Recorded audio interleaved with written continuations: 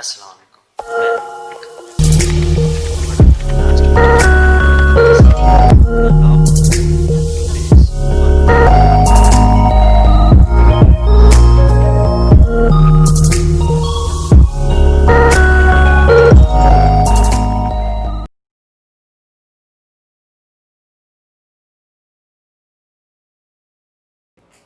तो आज हम ये दो ऐसे लो जो हैं वो कवर करेंगे। हमारे पास जो चैप्टर नंबर 1 है उसका नाम है कॉम्प्लेक्स नंबर्स।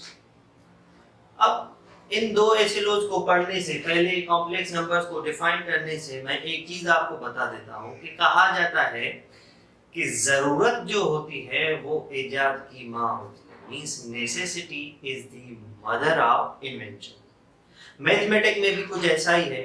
जैसे जैसे हमें नंबर्स की जरूरत पड़ती गई उससे वैसे उन नंबर्स में इन्वेंशन होती गई, कुछ और चीजें ऐड होती गई और दूसरे नंबर बनते गए।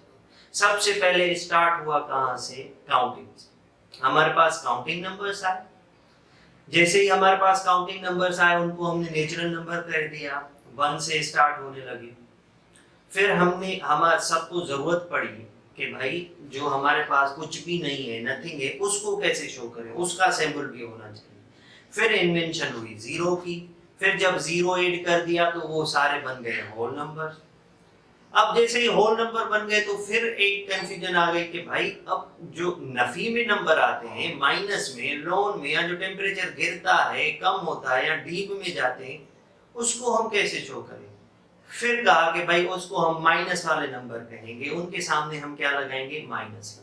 चलो भाई ठीक है, उनके सामने हम माइनस लगा देते हैं। माइनस लगा दिया उनके सामने, तो फिर होल नंबर और वो नेगेटिव नंबर्स को मिला के हो गया भाई हमारे पास इंटीजर्स। अब इंटीजर्स के बाद हमें जरूरत पड़ी कि भाई जो हमारे पास फ्रैक्शन में नंबर होंगे, आधे होंगे, ठीक है, उनको हम कैसे लिखेंगे। फिर इन्वेंशन हो गई रेशनल नंबर्स की। जैसे ही रेशनल नंबर आए तो भाई कुछ ऐसे नंबर भी हैं जिनको हम फ्रैक्शन में नहीं लिख सकते। फिर काम आया रेशनल नंबर्स का। फिर कहा कि अगर इन दोनों को हम इकट्ठे करके लिखेंगे तो बनेंगे रियल नंबर्स। ठीक है कि भाई रियल नंबर हमारे पास क्या होगा? रियल नंबर क्या होगा कि भाई rational number union rational number. अब यहां तक ये सारी चीजें हो गई। अब उसके बाद क्या जरूरत पड़ी कि हमने कॉम्प्लेक्स नंबर, या मैथमेटिशियंस ने कॉम्प्लेक्स नंबर भी इंट्रोड्यूस किए। यहाँ कॉम्प्लेक्स नंबर की जरूरत क्या होगी? तो स्टार्ट था इस इक्वेशन से। एक इक्वेशन आई x² + 1 = 0। तो जैसे ही इस इक्वेशन को सॉल्व किया गया तो हमारे पास आ गया कि भाई x² = 1। अब स्क्वायर खत्म करने के लिए रूट बोथ साइड। जैसे ही रूट बोथ साइड लगाया कि भाई x अब अपनी तरफ से रूट किया तो ये सॉरी माइनस होगा। ठीक है, तो अपनी तरफ से रूट लगाएंगे तो प्लस माइनस। अब रूट कैंसिल हो गया, ये यहाँ पे हो गया x plus minus under root minus. अब यहाँ पे कंफ्यूजन हो गई। अब इससे पहले रियल नंबर तक जो भी पढ़ा था कि रूट के अंदर हमेशा पॉजिटिव वैल्यू आती थी, ये पहली वैल्यू थी जो रूट के अंदर नेगेटिव आ गई।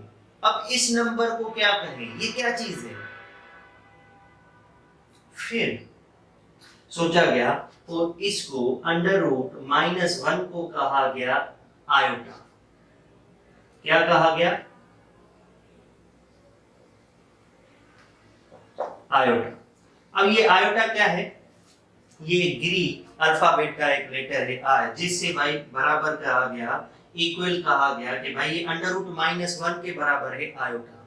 अब √-1 के बराबर है तो सही आयोटा, लेकिन इस आयोटा को हम कौन सी कैटेगरी में रखें? रियल नंबर्स में रखें, या कोई और कैटेगरी इन्वेंशन की जाए, या कोई और कैटेगरी बनाया जाए। अब कहा गया कि ये जो है भाई ये इमेजिनेशन है, तो ये जो है वो इमेजिनरी नंबर है।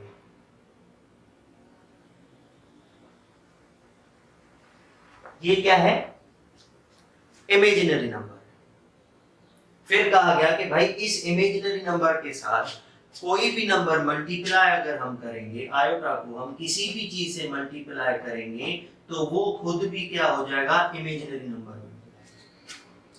फिर कहा गया कि अगर हम किसी भी नंबर को प्लस करेंगे इमेजिनरी नंबर के साथ तो इस चीज को हम कहेंगे कि भाई ये हमारे पास जो है कॉम्प्लेक्स नंबर है।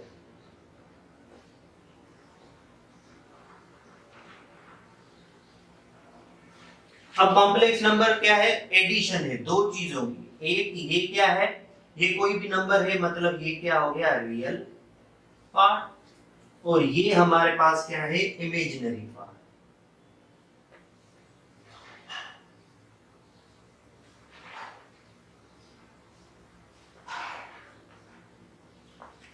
तो भाई रियल पार्ट और इमेजिनरी पार्ट को जब हम मिलाएंगे तो हमारे पास एक नया नंबर बनेगा, उसको हम कहेंगे कि भाई ये कॉम्प्लेक्स नंबर है। ये क्या है भाई? Complex number.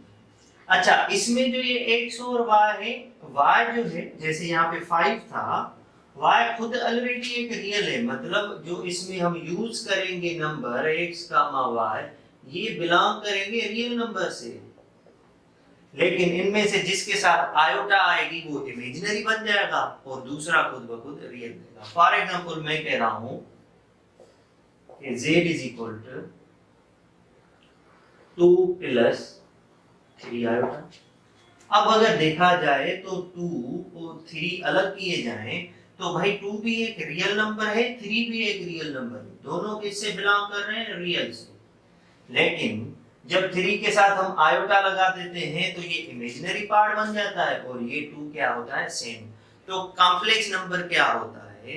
रियल पार्ट और इमेजिनरी पार्ट को जब हम मिलाते हैं तो एक नया नंबर बनता है जिसको हम कॉम्प्लेक्स नंबर कहते हैं। ठीक है। अब दूसरी बात, कॉम्प्लेक्स नंबर को हम ऑर्डर पेयर में भी शो करते हैं। कैसे? अगर ये हमारे पास नंबर है 2 प्लस 3 आयोटा तो हम इसको ऐसे भी शो कर सकते हैं 2, 3। क्या है? 2, 3। भाई ये इसका जो है रियल पार्ट है और ये क्या है? Imaginary part. अब मेरे पास अगर एक, सपोज मैं कहूं हमारे पास एक कॉम्प्लेक्स नंबर है, वो है 3, 5। ये ऑर्डर पेयर में शो किया गया है, तो आप इसको ऐसे भी लिख सकते हैं कि भाई ये जो हमारे पास नंबर है ये है 3 प्लस 5 आयोटा।